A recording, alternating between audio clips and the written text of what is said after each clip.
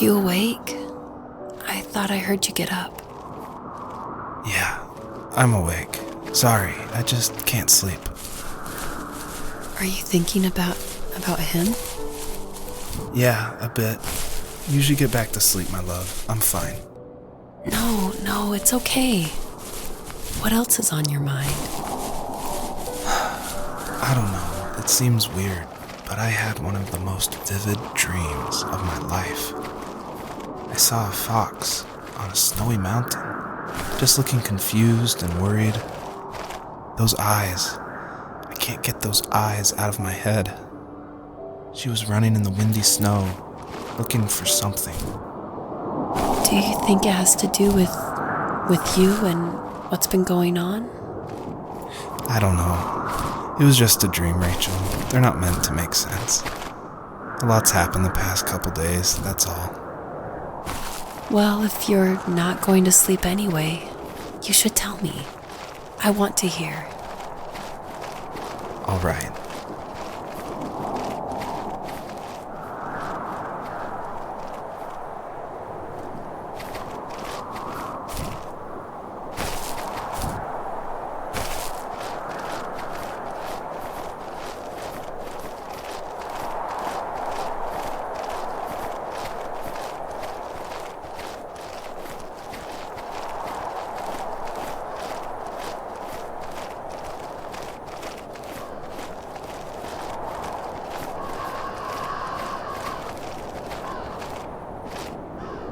So, not far from her home, she followed that path to something unexpected.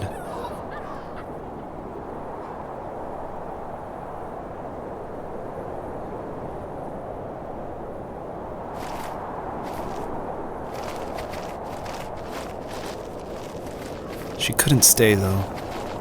She had to find her other 2 children. So she took that path. She followed it towards something ancient. Something with answers.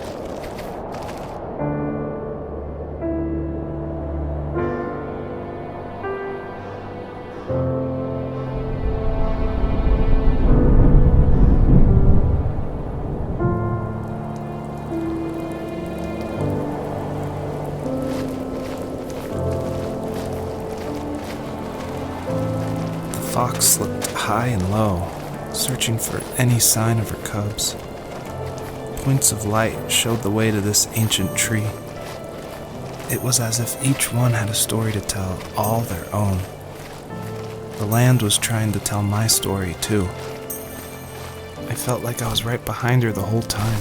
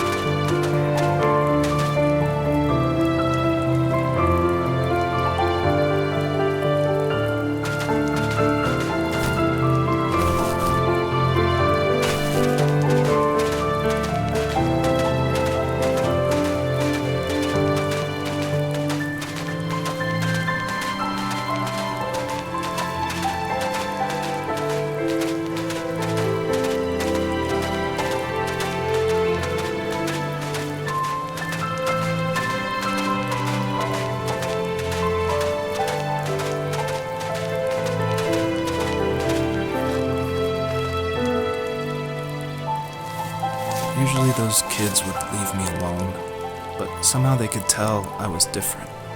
They made fun of how far away I lived. They called my dad a sourdough. I was a blabbermouth as a kid, telling my dad stories I made up for hours. But after that show and tell, I didn't tell him much anymore. He didn't know exactly what was wrong, but his best guess was that the toys he carved weren't cool enough. He carved me a tank and tried to tell me what it was like to be in a real tank as a serviceman. I didn't know your dad was in the military. Yeah, in the army. The sad thing is that I'd pretty much forgotten until just now. There's so much I still don't know about him. I'm sorry. He knows how much you love him. You're going to see him again soon and have some closure, I'm sure.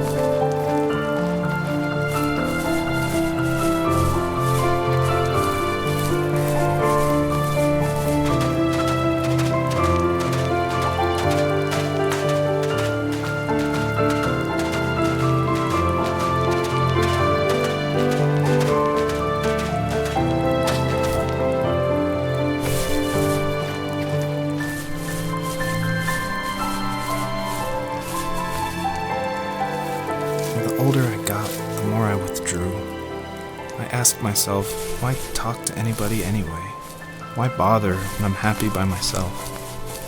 I started drawing a lot, mostly animals I saw in the woods by my home. I then imagined designing my own hideouts with things like TVs and pantries full of chips and cookies. I think that idea of leaving home and drawing blueprints started my career. I found a lot of solace in that. I'm not surprised, but I did the same thing, you know? There's something special about having a place to call your own. And now look at us.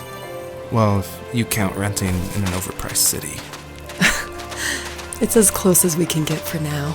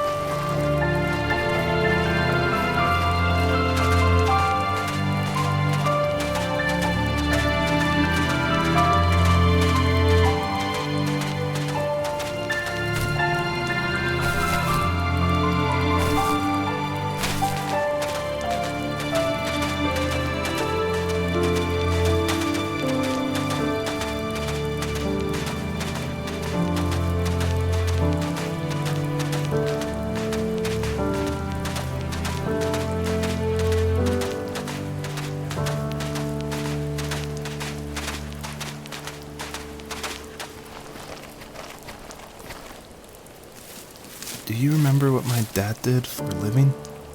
Wasn't he like a lumberjack? That's one way of putting it. If wood was a canvas, then a carving knife was his paintbrush. Even after working a 50-hour week, even after his hands were more splinters than skin, he would bring home the nicest piece of Alaskan weeping cedar and make me toys. That wooden train was the first toy I can remember, and I loved it.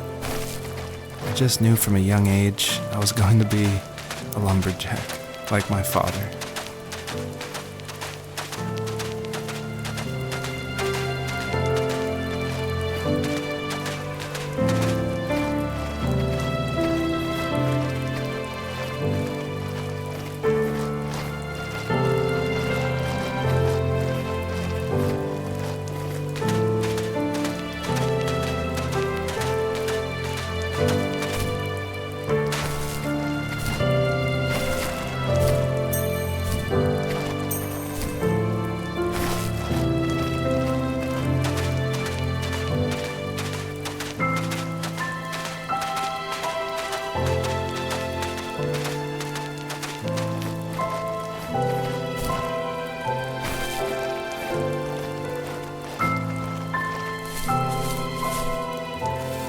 As a kid, did you ever do show and tell in your class? Yeah, I think I only did it once, when I was in the 4th grade. You know how my life was around then.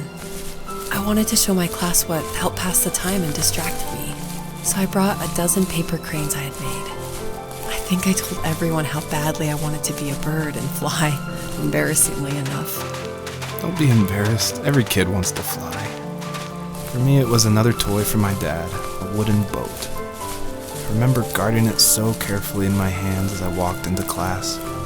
When I sat down, a group of boys immediately made fun of it. They asked which trash can I found it in, or why an ugly log was my favorite toy. When I got up, I didn't even want to tell them my dad had carved it. I said it was a joke gift my friend had given me. Kids can be so cruel. Some of them are. I shouldn't have let them get to me, but it did. It's amazing we bounced back at all.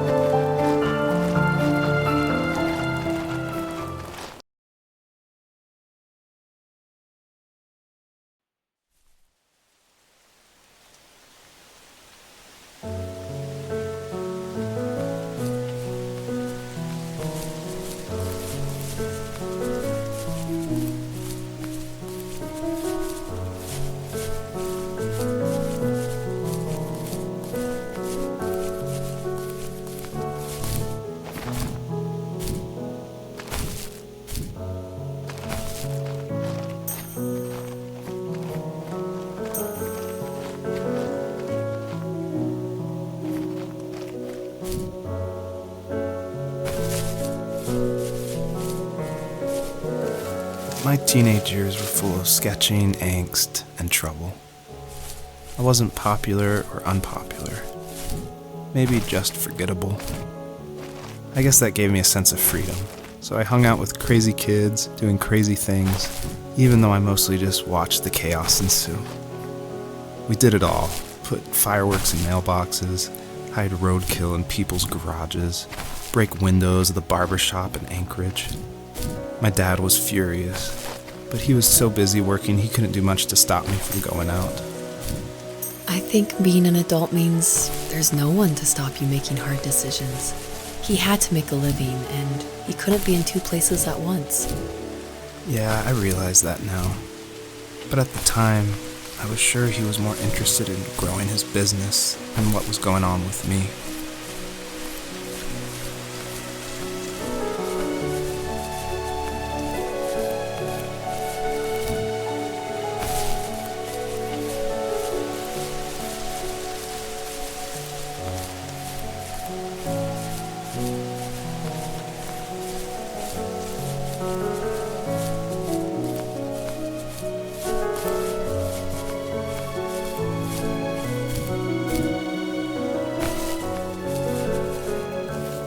He was working another late night, and my friends were over, saying how bored they were and how they had come all the way out to my house for nothing. One of them mentioned how that old, ugly beyond belief truck was still in the garage, and how we should take it for a spin. I was only 15, so I kind of fought it for a while. The next thing I knew, we were careening around the mountain path, rocks spitting onto the sides of the cliff, while my dad's cringeworthy bluegrass blared out the speakers. I drove while my friends were in the back of that yellow and purple truck, throwing beer bottles and trash at anything remotely interesting. Felt like I was soaring in the air with borrowed wings. But all good things have endings. A cop outside of Eagle River pulled us over after he saw us in a bottle rocket into someone's yard. What followed was a long night of talking to disappointed adults and feeling smaller than ever.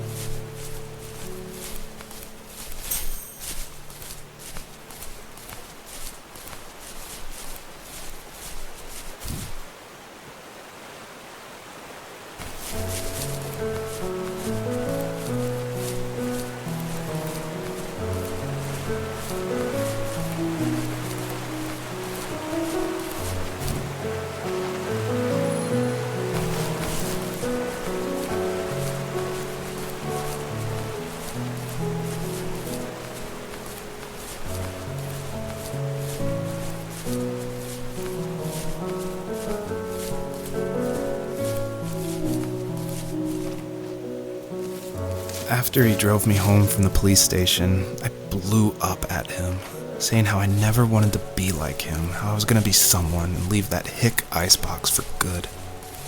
He just looked forward at the road with tired eyes. I took out that bluegrass tape from the cassette deck and chucked it out the window. In my sage teenage wisdom, I thought I had proved the ultimate point. But my dad had a different idea.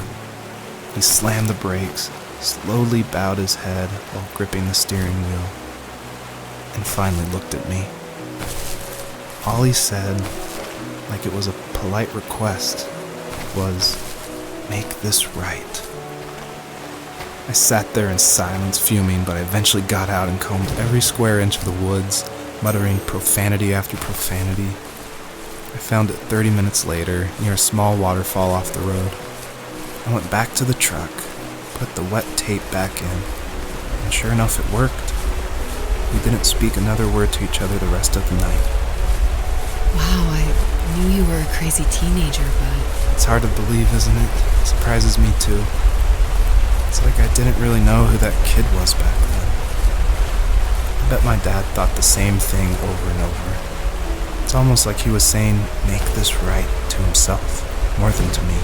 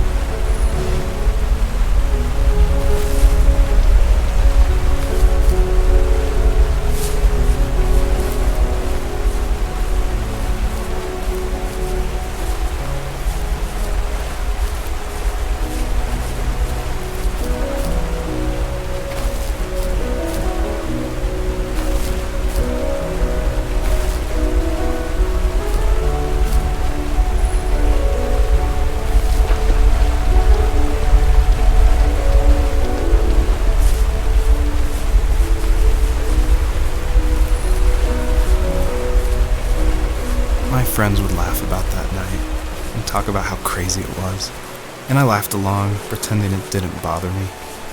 But it did. I imagined my friends growing old in the bush, unable to find that thrill in those godforsaken ice fields. It's like those mountains were a literal wall, keeping me from leaving, where all I would have to look forward to are lumber yards and evening beers. I had to climb over. That was my only goal for a long time.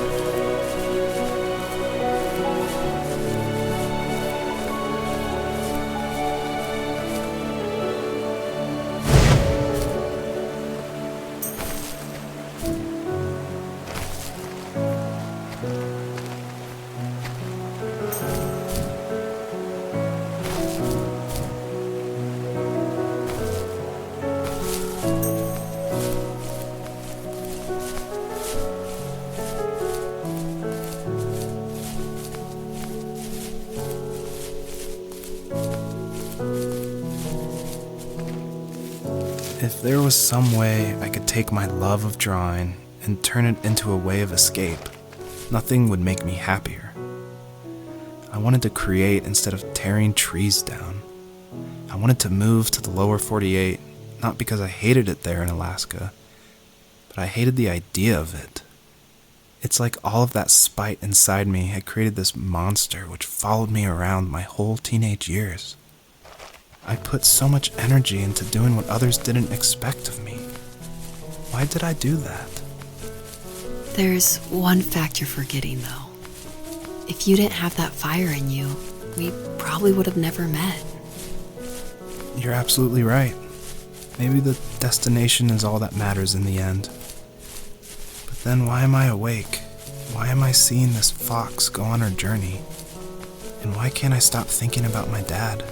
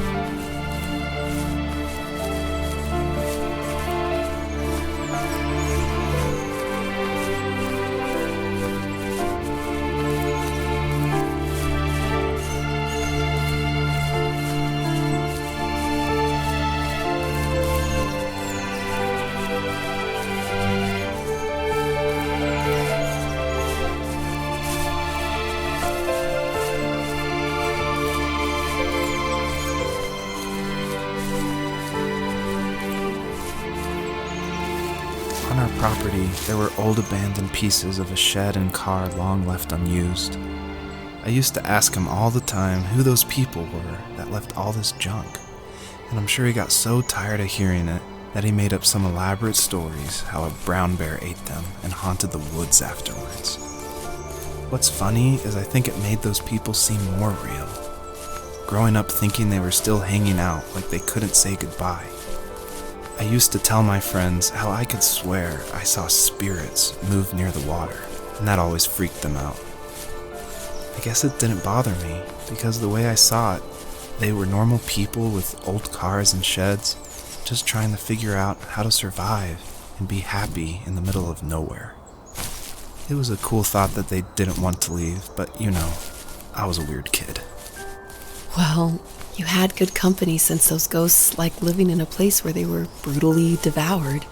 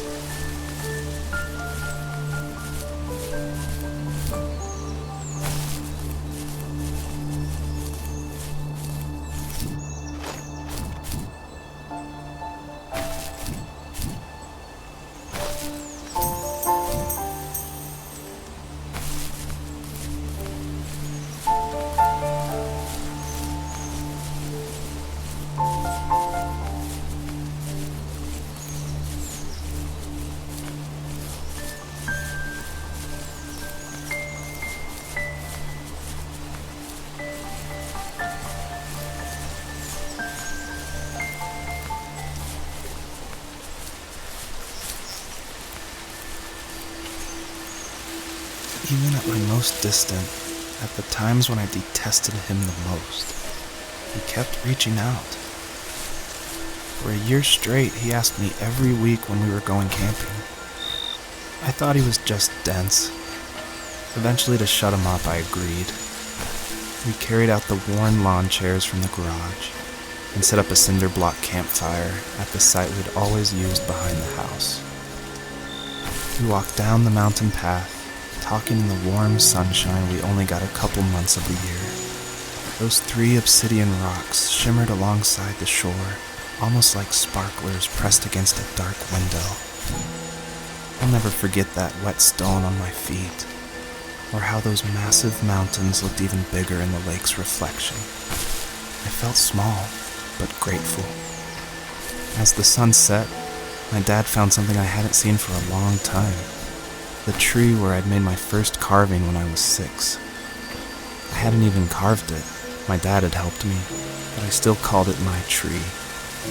Something about seeing my name there made me open up, and we talked about everything that night in that old camouflage tent. I told him how much I loved sketching and design, and how it would be a dream to study architecture in Seattle. I told him how I didn't get along with my friends much anymore, but that I didn't mind being alone.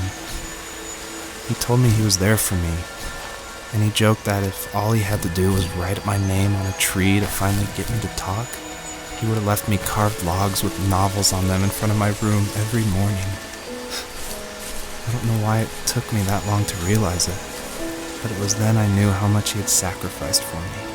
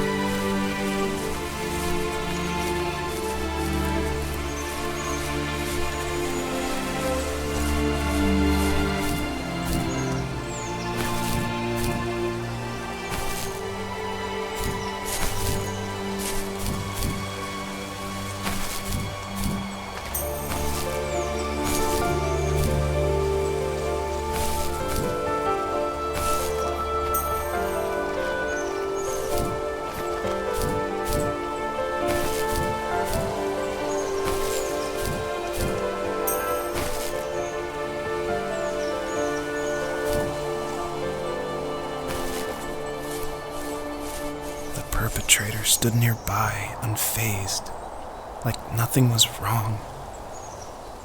My dad is dead, and he's never coming back, Rachel.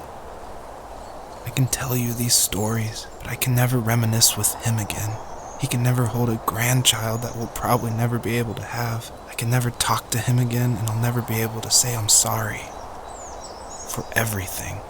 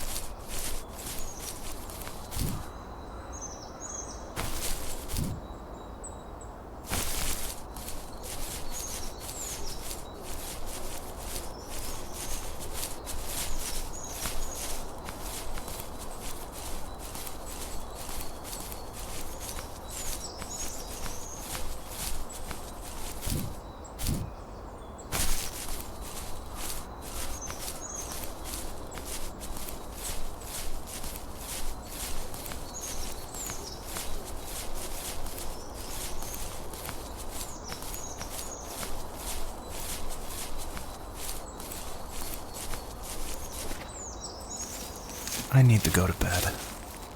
I just can't talk about this anymore. Good night.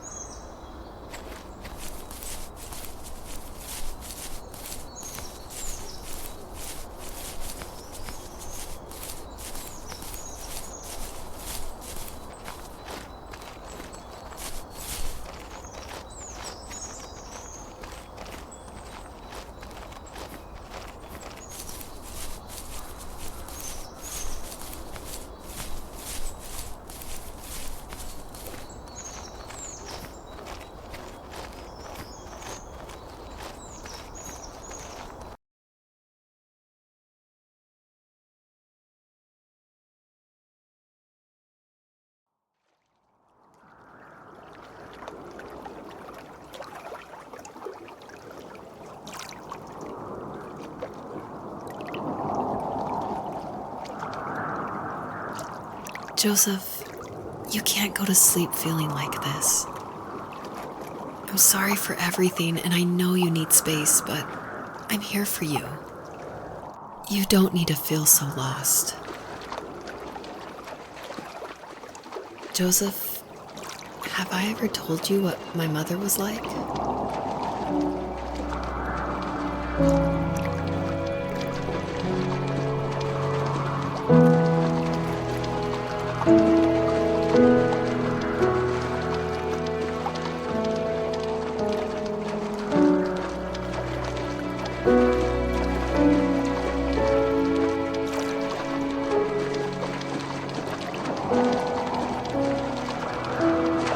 You know what it's like not to have a mom at home.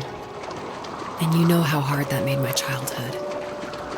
What helped me was watching the birds in the morning before the school bus came. I thought that my mother was one of those birds, and it made me want to be free like her. My mom taught me how to fold origami cranes while she was in the hospital. So I told myself I would fold one every day until I could fly myself.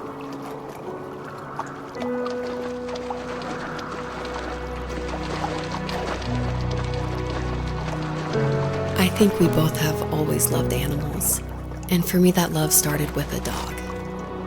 Sometimes this Rottweiler would come up to our property line and wait at the fence for me, but only once in a while. I was sure to check every day immediately after school, and it usually ended in disappointment. I would even steal money from my passed-out dad just so I could buy these off-brand dog biscuits. Even when she did stop by, she never went beyond the fence. Why was she so scared?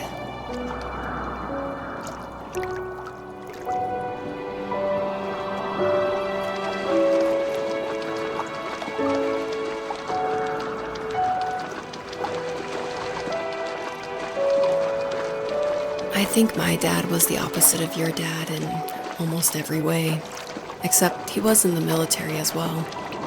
He coped with alcohol of every kind. The trailer started falling apart, he got angry, and I withdrew. More and more I became the weird, quiet kid who made lots of origami birds and carried dog biscuits around. I think we were pretty similar when it came to being the weird kids. And that same sincerity in college was one of the reasons I was so drawn to you.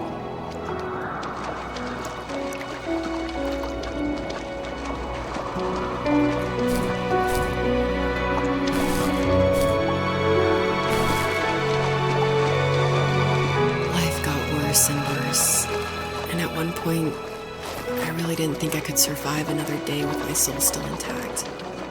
I had no real friends, let alone neighbors, since we lived in the middle of nowhere. I should have talked to my teacher, but I was scared what he would do if he found out. As I waited for the school bus one morning, I walked around until I found something in an abandoned shed. Something I can't put into words.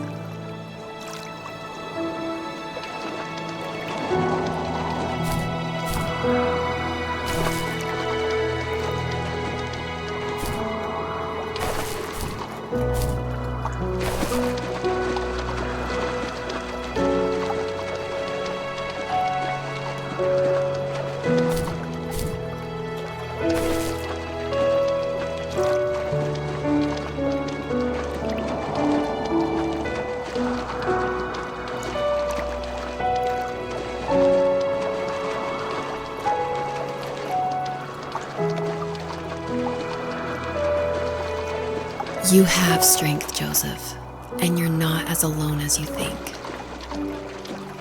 It's all just so pointless, just waiting for life to happen.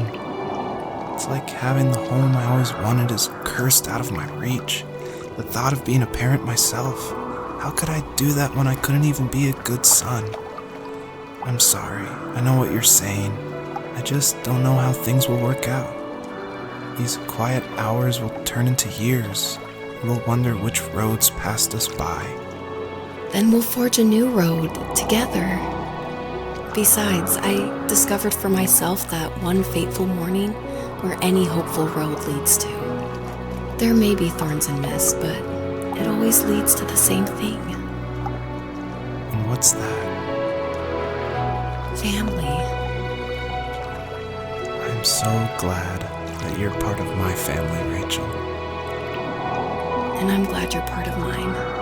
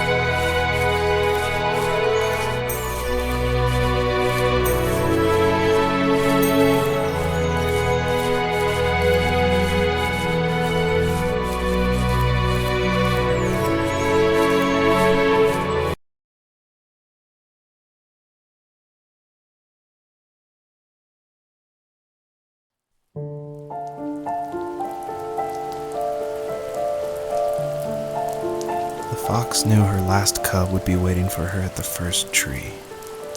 She was almost there. The rain cascaded onto the jade valley where the entrance to the tree was.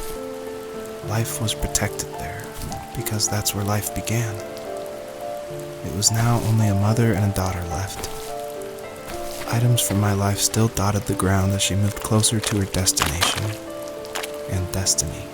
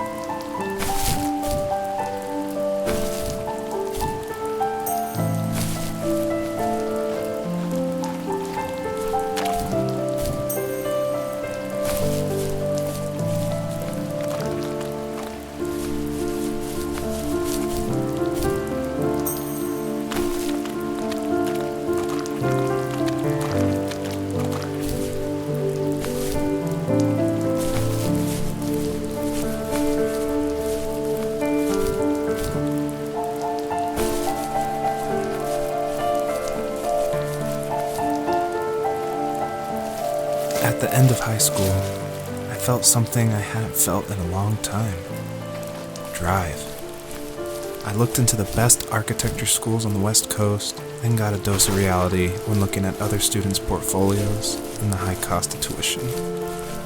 I still wanted to be something, to be the next Alvaro Siza, and to make those thousands of sketches worth something in my grand history. But now even an internship sounded impossible. Siza helped me understand how essential emotion is in architecture, and he also said light is the real composer of space. I like to think these glints of light, like not finding a job or even a strange dream about a fox, are something I should be thankful for, even if the illuminated space is something I'm less than comfortable with.